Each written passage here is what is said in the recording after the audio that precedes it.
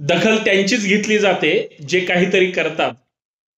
किंमत त्यांनाच मिळते जे काहीतरी चांगल्या पद्धतीने निर्माण करतात.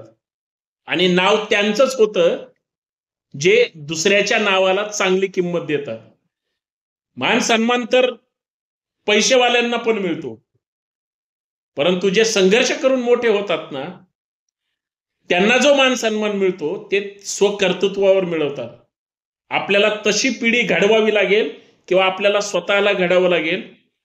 लोकांनी आपल्याला सहज पाहिलं ना तरी सन्मानाने त्यांचा हात आपल्यासाठी वर आला पाहिजे आणि आपल्याला किंमत दिली पाहिजे. पण सुरुवात आपल्यापासून करावं लागेल. आपल्याला अगोदर त्यांना किंमत द्यावं लागेल. नेहमी दुसऱ्याविषयी वाईट बोलण्यात आयुष्य घालवण्यापेक्षा